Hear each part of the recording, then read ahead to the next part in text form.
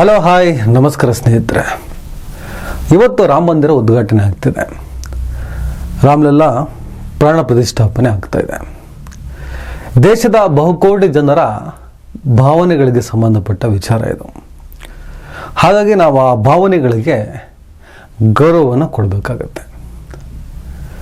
ಆ ಕಡೆ ಮುಸಲ್ಮಾನ ಆದರೆ, ಕ್ರೈಸ್ತ ಆದರೆ ಎಲ್ಲರಿಗೂ ಆಯಾಯ ಧರ್ಮದ ದೇವರು ಮತ್ತು ನಂಬಿಕೆಯ ಮೇಲೆ ಒಂದೊಳ್ಳೆ ಫೀಲಿಂಗ್ಸ್ ಇರುತ್ತೆ.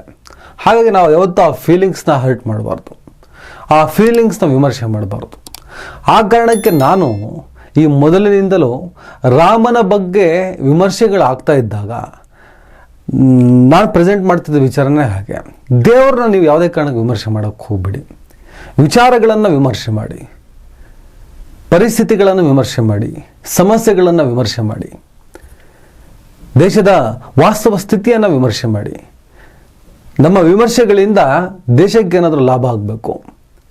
ನಿರುದ್ಯೋಗ, ಆರ್ಥಿಕ ಸಮಸ್ಯೆ, ಬೆಲೆ ಏರಿಕೆ, ಇನ್ನಿತರ ಹಲವಾರು ಮೂಲಭೂತ ಅವಶ್ಯಕತೆಗಳ ಬಗ್ಗೆ ನಮಗೆ ಕನ್ಸರ್ನ್ ಇರಲಿ. ಅದಕ್ಕೆ ಆಗುವಂಥ ಪ್ರಯೋಜನಗಳ ಬಗ್ಗೆ ನಾವು ಕೆಲಸ ಮಾಡೋಣ.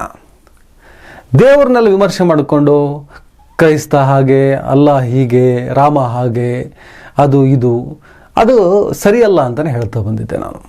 ಈ ಹಿಂದೆ ಅನೇಕ ಚಿಂತಕರು ರಾಮನ ಬಗ್ಗೆ ವಿಮರ್ಶೆಗಳು ಮಾಡಿದಾಗ, ನೆಗೆಟಿವ್ ವಿಮರ್ಶೆಗಳು ಮಾಡಿದಾಗ, ಯಾಕೆ ಮಾಡ್ತಾರೆ? ಇದರಿಂದ ವೈಮನಸ್ಯಗಳು ಜಾಸ್ತಿ ಆಗ್ತವೆ, ಭಿನ್ನಾಭಿಪ್ರಾಯಗಳು ಹೆಚ್ಚಾಗ್ತವೆ.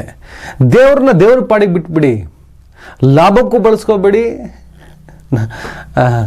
ಕೆಟ್ಟದಕ್ಕೂ ಬಳಸ್ಕೋಬೇಡಿ ದೇವರ ಹಾಗೆ. ಯಾಕಂದರೆ ಕೋಟ್ಯಾಂತರ ಜನರ ಭಾವನೆಗಳ ಒಂದು ಪ್ರತಿರೂಪ ಆಗಿರ್ತವೆ ಅವೆಲ್ಲ. ಹಾಗಾಗಿ ನಾವು ರಾಮನನ್ನು ಯಾವತ್ತೂ ಕೂಡ ವಿರೋಧಿಸುವ ಜನರನ್ನು ವಿರೋಧಿಸುವ ಗುಂಪಿನಲ್ಲೇ ಇರೋರು ನಾವು. ನನ್ನ ಅನೇಕ ಲೇಖನಗಳು ನೋಡಿರ್ಬೋದು ನೀವು. ಮೃಗವಧೆ ಅಂದರೆ ನಮ್ಮ ತೀರ್ಥಹಳ್ಳಿಯಲ್ಲಿರುವಂಥ ಒಂದು ಊರು. ಮೃಗವಧೆ ಅಂತಲೇ ಹೆಸರು ಅದಕ್ಕೆ. ಯಾಕೆ ಮೃಗವಧೆ ಅಂತ ಹೆಸರು ಬಂತು ಅದಕ್ಕೆ, ಆ ಊರಿಗೆ ಅಂದರೆ, ಮಾರೀಚ ಅನ್ನೋ ರಾಕ್ಷಸ ಜಿಂಕೆ ರೂಪದಲ್ಲಿ ಬಂದಾಗ ಅದನ್ನು ರಾಮ ತನ್ನ ಬಾಣದಿಂದ ಹತ್ಯೆ ಮಾಡುತ್ತಾನೆ, ಕೊಲ್ತಾನೆ ಅನ್ನುವಂತಹ ಕಾರಣಕ್ಕೆ ಆ ಊರಿಗೆ ಮೃಗವಧೆ ಅಂತ ಹೆಸರು ಬರುತ್ತೆ. ಅದೇ ರೀತಿ ಸೀತೆ ಬಾಯಾರಿದಾಗ ರಾಮ ಬಿಲ್ ತಗೊಂಡು ಬಂಡೆಗೆ ಹೊಡಿತಾನೆ, ಬಂಡೆಯಿಂದ ನೀರು ಬರುತ್ತೆ. ಆ ನೀರಿನಿಂದ ಸೀತೆಯ ಬಾಯಾರಿಕೆಯನ್ನು, ದಾಹವನ್ನು ತಣಿಸ್ತಾನೆ ರಾಮ. ಹಾಗಾಗಿ ಆ ಬೆಟ್ಟವನ್ನು ಕುಂದಾದ್ರಿ ಬೆಟ್ಟ ಅಂತ ಕರೀತಾರೆ. ಇದು ಕೂಡ ನಮ್ಮ ತೀರ್ಥಹಳ್ಳಿಯಲ್ಲೇ ಇರೋದು. ನಾನು ತೀರ್ಥಹಳ್ಳಿಯವನು. ನನ್ನ ತೀರ್ಥಹಳ್ಳಿಯಲ್ಲಿ ಮೃಗವಧೆ ಮತ್ತು ಕುಂದಾದ್ರಿ ಇದೆ. ಅದೇ ಥರ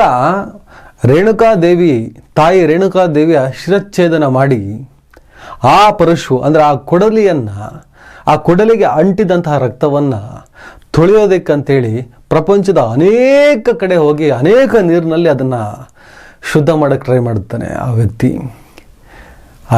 ರಾಮ ಅನ್ನೋ ಒಬ್ಬ ವ್ಯಕ್ತಿ. ಈ ರಾಮ ಅಲ್ಲ, ಆ ರಾಮ ಬೇರೆ. ತೊಳಿತಾನೆ. ಎಲ್ಲೂ ಕೂಡ ಆ ಕೊಡಲಿಗೆ ಅಂಟಿದ ರಕ್ತದ ಕರೆ ಹೋಗೋದಿಲ್ಲ. ಆಮೇಲೆ ಅದನ್ನು ತಗೊಂಡು ಹೋಗಿ ಒಂದು ನದಿಯಲ್ಲಿ, ತುಂಗಾ ನದಿಯಲ್ಲಿ ಅದನ್ನು ನೀರಲ್ಲಿ ಮುಳುಗಿಸ್ತಾನೆ. ಕೊಡಲಿಯಲ್ಲಿರೋಂಥ ರಕ್ತದ ಕರೆಗಳು ಹಾಗೆ ಅಳಿಸೋಗ್ತವೆ, ಕ್ಲೀನ್ ಆಗುತ್ತೆ. ಇದು ಪವಿತ್ರವಾದ ನದಿ, ಇದು ತೀರ್ಥ ಅಂತ ಕರೀತಾನೆ. ಅದಕ್ಕೆ ತೀರ್ಥಹಳ್ಳಿ ಅಂತ ಹೆಸರು ಬರುತ್ತೆ ಅನ್ನುವಂಥ ನಾವು ಪೌರಾಣಿಕ ಕಥೆಗಳನ್ನೆಲ್ಲ ಓದ್ಕೊಬಂದಿದ್ದೀವಿ. ತೀರ್ಥಹಳ್ಳಿ ಅಂತ ನಾನು ಹೇಳ್ತೇನೆ. ನಾನು ತೀರ್ಥಹಳ್ಳಿ ಹುಟ್ಟಿದ್ದಕ್ಕೆ ಅನೇಕ ಕಾರಣಗಳಿಂದ ನಾನು ಖುಷಿ ಪಡುತ್ತೇನೆ. ಕುವೆಂಪು ಹುಟ್ಟಿದ್ದಕ್ಕೆ, ಗೋಪಾಲಗೌಡರು ಹುಟ್ಟಿದ್ದಕ್ಕೆ, ಮಲೆನಾಡಿನ ಸ್ವರ್ಗ ಅಂತ ಕರೆಸ್ಕೊಂಡಿದ್ದಕ್ಕೆ, ಪುರಾಣದ ಅನೇಕ ಕಥೆಗಳಿರೋದಕ್ಕೆ, ಪುರಂದರದಾಸರ ಹುಟ್ಟೂರು ಆದ ಕಾರಣಕ್ಕೆ, ಈ ಥರ ಅನೇಕ ವಿಚಾರಗಳಿಂದ ನಾನಲ್ಲಿ ಸಂಭವಿಸೋದಕ್ಕೆ ಹೆಮ್ಮೆ ಪಡುತ್ತೇನೆ ಅಂತಲೇ ಬರಿತಾ ಇರ್ತೀನಿ ಯಾವಾಗಲೂ. ಯಾವತ್ತೂ ಒಂದು ನಂಬಿಕೆಯನ್ನು ನಂಬುವವರಿಗೆ ಗೌರವ ಕೊಡಬೇಕಾಗುತ್ತೆ ನಾವು. ನಂಬಿಕೆಯನ್ನು ನಂಬುವವರನ್ನು ಹರ್ಟ್ ಮಾಡೋದಕ್ಕೆ ಕೆಲಸ ಮಾಡಬಾರ್ದು ಅಂತ. ಆದರೆ ದೇವರ ಹೆಸರಿನಲ್ಲಿ ಆಗುವಂತಹ ಲಾಭದಾಯಕ ಹುನ್ನಾರಗಳು ಬಂದಾಗ ನಾವು ಅದನ್ನು ವಿಮರ್ಶೆ ಮಾಡಲೇಬೇಕು. ಹೇಗೆ ನಾನು ಕುಂದಾದ್ರಿ ಮೃಗವಧೆಯ ಪುರಾಣದ ಉಲ್ಲೇಖಗಳನ್ನು ಹೇಳ್ತಾ ರಾಮನನ್ನು ನಾವು ಕೂಡ ಆರಾಧಿಸ್ತೀವಿ ಅಥವಾ ಆರಾಧಿಸುವುದಕ್ಕಿಂತನೂ ಗೌರವಿಸ್ತೀವಿ ಅನ್ನುವಂಥ ಡಿಕ್ಲರೇಷನ್ ನಾವು ಹೇಗೆ ಕೊಡ್ತೀವೋ ಹಾಗೆ ಅಯೋಧ್ಯೆಯಲ್ಲಿ ರಾಮ ಮಂದಿರ ಅನ್ನೋದು ಒಂದು ಬಾಬರಿ ಒಂದು ಮಸೀದಿಯ ಅವಶೇಷಗಳ ಮೇಲೆ ಕಟ್ಟಿದ್ದು ಅನ್ನೋದನ್ನು ನಾವು ನಿರಾಕರಿಸೋಕ್ಕಾಗೋದಿಲ್ಲ, ಅದನ್ನು ಒಪ್ಪಲೇಬೇಕು. ಅಲ್ಲಿ ಸ್ವತಂತ್ರ ಪೂರ್ವದಲ್ಲಿ ಅಲ್ಲಿ ಮಂದಿರ ಇತ್ತು, ಬೌದ್ಧ ಮಂದಿರ ಇತ್ತು, ಜೈನರ ಬಸದಿ ಇತ್ತು, ಏನಿತ್ತು ಏನಿಲ್ಲ ಅನ್ನೋದಕ್ಕಿಂತ ಸ್ವತಂತ್ರ ನಂತರ ನನ್ನ ದೇಶದಲ್ಲಿ ಕಾನೂನು ಅಂತ ಒಂದು ರಚನೆ ಆದ ಮೇಲೆ ಅಲ್ಲಿ ಇದ್ದಿದ್ದು ಮಸೀದಿ. ಸ್ವತಂತ್ರ ಪೂರ್ವದಲ್ಲಿ ಅನೇಕ ಕಥೆಗಳು, ಆ ಕಥೆಗಳನ್ನು ನೀವು ಸ್ವತಂತ್ರ ನಂತರ ಕಾನೂನು ಸಂವಿಧಾನ ಅನ್ನೋದು ರಚನೆ ಆದ ನಂತರ ಇಲ್ಲಿ ಹೊಸ ರೂಪದಲ್ಲಿ ದೇಶ ಹುಟ್ಟಿಕೊಂಡ ನಂತರ ಹೊಸ ರೂಪದಲ್ಲಿ ಹೋಗ್ತಾ ಇದ್ದ ಮೇಲೆ ಏನೇನು ಎಲ್ಲೆಲ್ಲಿದೆಯೋ ಅಲ್ಲಲ್ಲಿ ಇದ್ರೇ ಚಂದ. ಈಗಲೂ ಕಾಶಿ ಮಥುರಾ ಅಲ್ಲೂ ಕೂಡ ಮಸೀದಿಗಳು ಮಂದಿರವನ್ನು ಕೆಡವಿ ಕಟ್ಟಲಾಗಿದೆ, ಅದರ ಮೇಲೂ ಕಣ್ಣು ಹಾಕ್ತೀವಿ ಅನ್ನೋದೆಲ್ಲ ಮತ್ತೊಂದು ಪ್ರೊಪಗಂಡ ನಡೀತಾ ಇದೆ. ಆಲ್ರೆಡಿ ಒಂದು ಮಸೀದಿಯನ್ನು ಕೆಡವಿ ಅಲ್ಲಿ ಮಂದಿರ ಕಟ್ಟಿ ಅದರಿಂದ ಆದಂಥ ಅನಾಹುತಗಳು ಇವತ್ತಿಗೂ ದೇಶದಲ್ಲಿ ಮಾಯದ ಗಾಯವಾಗಿ ಉಳ್ಕೊಂಡಿದೆ. ಈ ಸ್ವತಂತ್ರ ಪೂರ್ವದೂ ಇರಲಿಲ್ಲ, 1992ರ ಹಿಂದಿನ ದಿನಗಳು ಅಂದರೆ ಸ್ವತಂತ್ರ ನಂತರದ ದಿನಗಳಲ್ಲೂ ಕೂಡ ಇಲ್ಲದಂತಹ ಧಾರ್ಮಿಕ ದ್ವೇಷ ಹೆಚ್ಚಾಗೋದಕ್ಕೆ ಕಾರಣ ಆಗಿದೆ ಆ ಮಸೀದಿ ಬಿದ್ದ ಮೇಲೆ. ಇವತ್ತು ಆ ಮಸೀದಿ ಮೇಲೆ ಒಂದು ಮಂದಿರ ಕಟ್ಟಿದ್ದಾರೆ, ಈ ಉದ್ಘಾಟನೆ ಆಗ್ತಿದೆ, ಇಡೀ ದೇಶ ಸಂಭ್ರಮದಲ್ಲಿದೆ. ಎಲ್ಲ ಸಂಭ್ರಮವನ್ನು ಗೌರವಿಸೋಣ. ಯಾಕಂದರೆ ಇವತ್ತು ರಾಮ ಮಂದಿರವನ್ನು ಸಂಭ್ರಮಿಸುತ್ತಿರುವವರು, ಆರಾಧಿಸುತ್ತಿರುವವರು ಇವರು ಯಾರೂ ಕೂಡ ಬಹುತೇಕರು 99.99% ಜನ ಮಸೀದಿ ಬೀಳೋದಕ್ಕೆ ಕಾರಣ ಆದವರಲ್ಲ.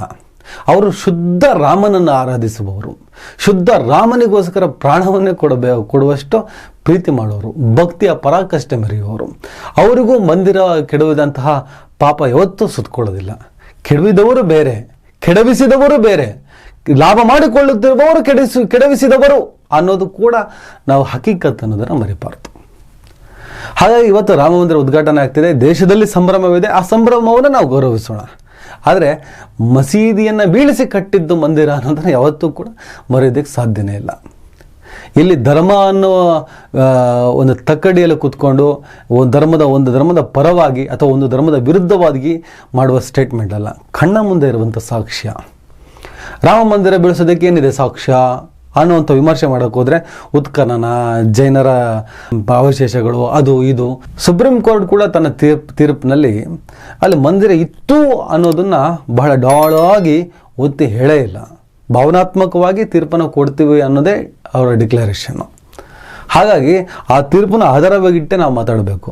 ಆದರೆ ಭವಿಷ್ಯದಲ್ಲಿ ಅಲ್ಲೊಂದು ಮಸೀದಿ ಇತ್ತು, ಅದನ್ನು ಬೀಳಿಸಿದ್ರು ಅನ್ನುವಂತಹ ವಿಡಿಯೋ ಮತ್ತು ಫೋಟೋಸ್ಗಳು ಡಾಕ್ಯುಮೆಂಟ್ ಆಗಿ ದಾಖಲೆಗಳಾಗಿ ಉಳ್ಕೊಂಡಿದ್ದಾವೆ.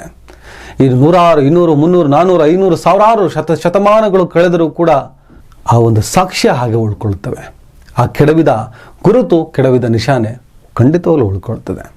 ಹಾಗಾಗಿ ಒಂಥರ ಮುಗಿದ ಅಧ್ಯಾಯವೋ, ಮುಗಿಯದ ಅಧ್ಯಾಯವೋ, ಮುಂದುವರಿಯುವ ಅಧ್ಯಾಯವೋ, ಮುಗಿದೇ ಹೋದ ಅಧ್ಯಾಯವೋ ಯಾವುದನ್ನೂ ಕೂಡ ಹೀಗೆ ಅಂತ ಹೇಳೋದಕ್ಕೆ ಬರೋದೇ ಇಲ್ಲ. ಇದು ಆ ಥರದ ಒಂದು ಇನ್ಸಿಡೆಂಟ್, ಆ ಥರದೊಂದು ಘಟನೆ ದೇಶದ ಹೃದಯದಕ್ಕಾಗಿರುವಂಥ ಒಂದು ಘಾಸಿಯ ಮೇಲೆ ಆಗ್ತಾ ಇರುವಂಥ ಒಂದು ವೈಭವ. ಇಷ್ಟನ್ನು ಮಾತ್ರ ನಾವು ವಿಮರ್ಶೆ ಮಾಡಬಹುದು. ಇನ್ನು ಈ ರಾಮ ಮಂದಿರ ಉದ್ಘಾಟನೆ, ರಾಮಲಲ್ಲ ಪ್ರತಿಷ್ಠಾಪನೆ, ಅದಕ್ಕೇನೆ ಪ್ರಾಣ ಪ್ರತಿಷ್ಠಾಪನೆ, ಆ ವಿಚಾರಕ್ಕೆ ಸಂಬಂಧಪಟ್ಟಂಗೆ ಹಿಂದೂ ಧರ್ಮದಲ್ಲಿ ಅನೇಕ ಸ್ವಾಮೀಜಿಗಳು, ಅನೇಕ ವರ್ಯರು ವಿರೋಧವನ್ನು ವ್ಯಕ್ತಪಡಿಸ್ತಿದ್ದಾರೆ. ನೋಡಿ, ಪ್ರಾಣ ಪ್ರತಿಷ್ಠಾಪನೆ ಮಾಡೋದು ಗರ್ಭಗುಡಿಯಲ್ಲಿ ದೇವರಿಗೆ ಪ್ರಾಣ ಪ್ರತಿಷ್ಠಾಪನೆ ಮಾಡೋದಕ್ಕೆ. ಗರ್ಭ ಅಂದರೆ ಏನು? ಗರ್ಭ ಒಬ್ಬ ಸಹಜವಾಗಿ ಒಬ್ಬ ಮನುಷ್ಯನ ಗರ್ಭದ ಒಳಗೆ ಒಂದು ಪುಟ್ಟ ಆಕಾರ ಜೀವವನ್ನು ತಳೆಯುತ್ತೆ. ಅದೊಂದು ಗರ್ಭದೊಳಗಡೆ ಅದಕ್ಕೆ ಕೈಕಾಲು, ಕಣ್ಣು, ಕಿವಿ, ಮೂಗು, ನಾಲಿಗೆ, ಚರ್ಮ ಎಲ್ಲ ಒಂದು ಸ್ವರೂಪ ಬಂದಾಗ ಅದೊಂದು ಪುಟ್ಟ ಮಗುವಾಗಿ ಅದಕ್ಕೊಂದು ಪ್ರಾಣ ಬಂದು ಆವಾಗ ಅದು ಒಂದು ಪರಿಪೂರ್ಣವಾದಂತಹ ಜೀವ ಅಂತ ಕರೆಸ್ಕೊಳ್ತವೆ.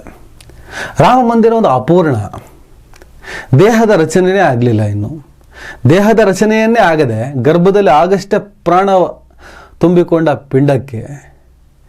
ಆ ಪಿಂಡಕ್ಕೆ ಪ್ರಾಣ ತುಂಬಿಕೊಂಡ ಪಿಂಡಕ್ಕೆ ದೇಹದ ರಚನೆಯನ್ನೇ ಆಗದೆ ಅದನ್ನು ಉದ್ಘಾಟನೆ ಮಾಡೋದು, ಶಂಕುಸ್ಥಾಪನೆ ಮಾಡೋದು ಆಪರೇಷನ್ ಮಾಡಿ ಹೊರಗೆ ತೆಗೆಯೋದು ಸಾಧ್ಯ ಇದೆಯಾ ಅನ್ನುವಂಥ ಚರ್ಚೆ ನಡೀತಾ ಇದೆ.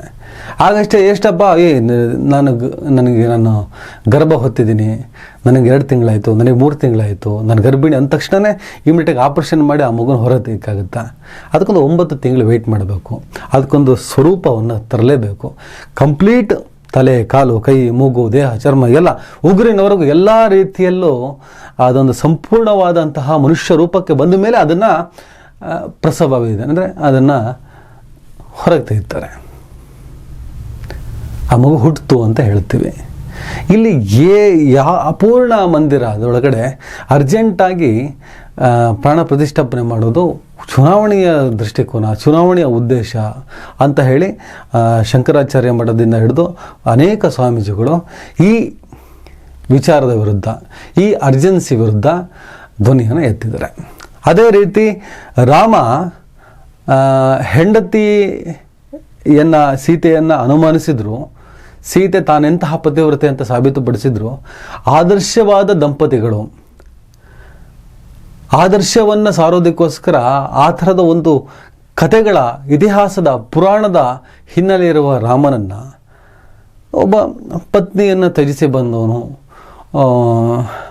ಪ್ರಾಣ ಪ್ರತಿಷ್ಠಾಪನೆಯನ್ನು ನೆರವೇರಿಸೋದು, ಅಲ್ಲಿ ಭಾಗಿಯಾಗೋದು ಅದೆಷ್ಟು ಸರಿ ಅನ್ನುವಂಥ ವಾದಗಳು, ಚರ್ಚೆಗಳು ಕೂಡ ಮಾಡ್ತಾ ಇದ್ದಾರೆ.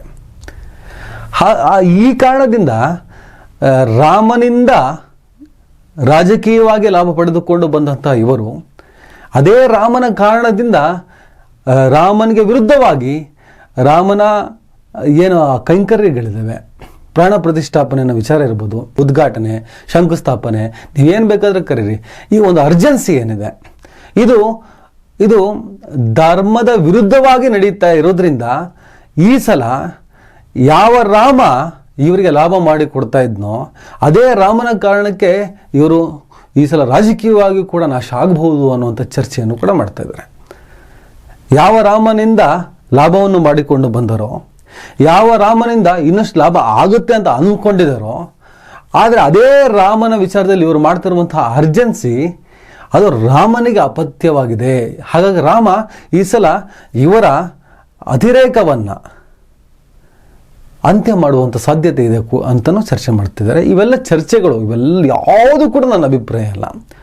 ಇವತ್ತು ಅದೇ ಹಿಂದೂ ಧರ್ಮದ ಸಂತ ಗುರುವರ್ಯರಲ್ಲಿ ನಡೀತಿರುವಂತಹ ಒಂದು ಡಿಬೇಟ್ ಇದು. ಆ ಡಿಬೇಟನ್ನು ನಾನು ನಿಮಗೆ ಪ್ರೆಸೆಂಟ್ ಮಾಡ್ತಾ ಇದ್ದೀನಿ. ಹೀಗಾಗ್ಲೂಬೋದು, ಹೀಗಾಗ್ದೇನೆ ಇರ್ಬೋದು ಅಂತ. ರಾಜಕೀಯವಾಗಿ ನಾನೊಬ್ಬ ಪತ್ರಕರ್ತನ ವಿಮರ್ಶೆ ಮಾಡೋದಾದರೆ ಈ ಸಲ ರಾಮ ಮಂದಿರ ಆ ಕಾರ್ಯಕ್ರಮ ಇಡೀ ದೇಶದಲ್ಲಿ ಮರೆ ಮಾಡಿರುವಂತಹ ಬಹುತೇಕ ಹಿಂದೂಗಳಲ್ಲಿರುವಂತಹ ಸಂಭ್ರಮ ಖಂಡಿತವಾಗಲೂ BJPಗೆ ಲಾಭ ಆಗ್ತದೆ. ಈ ಸಲ ಇನ್ನೇನು 2-3 ತಿಂಗಳಲ್ಲಿ ಚುನಾವಣೆ ಇದೆ. ಈ ಚುನಾವಣೆಗೆ ರಾಮ ದೊಡ್ಡ ಮಟ್ಟದಲ್ಲಿ BJPಗೆ ಲಾಭವನ್ನು ತಂದುಕೊಡುವಂಥ ಸಾಧ್ಯತೆ ಇದೆ. ಆದರೆ BJPಯ ಸಂವಿಧಾನವನ್ನು ಬದಲಾಯಿಸುವ ಅನೇಕ ಉದ್ದೇಶಗಳ ಕಾರಣಕ್ಕೆ BJP ಅನ್ನೋ ಪಕ್ಷ, ಕೋಮುವಾದದ ಪಕ್ಷ ಅಧಿಕಾರಕ್ಕೆ ಬರಬಾರ್ದು ಅನ್ನುವಂತಹ ಬಯಕೆ ನಮ್ಮಲ್ಲಿದೆ, ನಿರೀಕ್ಷೆ ನಮ್ಮಲ್ಲಿದೆ. ಆಗಲೇಬಾರ್ದು ಅದು ಯಾವುದೇ ಕಾರಣಕ್ಕಂತ ಹೇಳ್ಬಿಟ್ಟು ರಾಜಕೀಯವಾಗಿ, ಸೈದ್ಧಾಂತಿಕವಾಗಿ BJPನ ವಿರೋಧಿಸ್ತೇವೆ ನಾವು.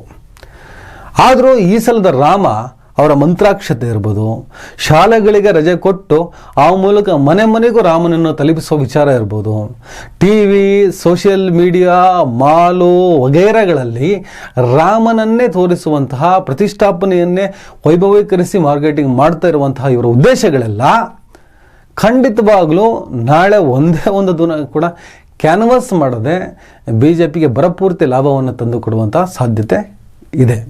ಯಾವುದೇ ಅನುಮಾನ ಇಲ್ಲ, ಯಾವುದೇ ಡೌಟ್ ಇಲ್ಲ. ಆದರೆ ಅದನ್ನು ಮೀರಿ ಕೂಡ ಧಾರ್ಮಿಕ ನಂಬಿಕೆ ಆಧಾರದಲ್ಲಿ ಹೇಳೋದಾದರೆ ಖಂಡಿತವಾಗ್ಲೂ ರಾಮ ಅನ್ನೋ ವಿಚಾರದಲ್ಲಿ ಇವರು ಕೇವಲ ತಮ್ಮ ಲಾಭಕ್ಕೆ ಅವರನ್ನು ಬಳಸಿಕೊಳ್ಳುತ್ತಿರೋದ್ರಿಂದ ರಾಮ ಕೂಡ ಇದನ್ನು ಸಹಿಸದೆ ಇವರ ರಾಜಕೀಯದ ಒಂದು ಷಡ್ಯಂತ್ರಕ್ಕೆ, ಕುತಂತ್ರಕ್ಕೆ ಅಂತ್ಯವನ್ನು ಬರೀತಾನೆ ಅನ್ನುವಂಥ ಚರ್ಚೆ ಕೂಡ ಮಾಡ್ತಾ ಇದ್ದಾರೆ. ಒಂದು ಕಡೆ ನಮ್ಮ ಅನಾಲಿಸಿಸ್ ಪ್ರಕಾರ BJP ಸಲ ಬಿಗ್ ವಿನ್ ಅಂತಾರಲ್ಲ, ಬಹಳ ದೊಡ್ಡ ಮಟ್ಟದಲ್ಲಿ ಜಯವನ್ನು ದಾಖಲಿಸುವ ಸಾಧ್ಯತೆ ಇದೆ. ಇನ್ನೊಂದು ಕಡೆ ಧಾರ್ಮಿಕವಾಗಿ ರಾಮನ ವಿಚಾರದಲ್ಲಿ ಇವರು ಮಾಡುವ ಅರ್ಜೆನ್ಸಿಯಿಂದ ರಾಮರೇ ಇವರಿಗೆ ಶಾಪವನ್ನು ಕೊಡುತ್ತಾನೆ ಅನ್ನುವಂಥ ಚರ್ಚೆ ನಡೀತಾ ಇದೆ. ಒಟ್ಟಿನಲ್ಲಿ ಸ್ನೇಹಿತರೆ, ರಾಮನಿಂದ ಗೆಲುವು, ರಾಮನಿಂದಲೇ ಸೋಲು ಅನ್ನುವಂಥ ಚರ್ಚೆ. ಆಮೇಲೆ ಒಂದು ವಾಸ್ತವ ಸತ್ಯ. ಕೆಡವಿ ಕಟ್ಟಿದ ಒಂದು ಕಲಾಕೃತಿ. ಹಾಗಾಗಿ ಕೆಡವಿದ ಗುರುತು ಅದು ಶಾಶ್ವತವಾಗಿ ಉಳಿದುಕೊಡುತ್ತೆ. ಕಟ್ಟಿದ ಕಲಾಕೃತಿಗಿಂತನೂ ಕೆಡವಿದ ಆ ಒಂದು ಕಲಾಕೃತಿ ಹೆಚ್ಚು ಕಾಡುತ್ತೆ, ನೋಡಿದಾಗೆಲ್ಲ ನೆನಪೇ ಬರುತ್ತೆ.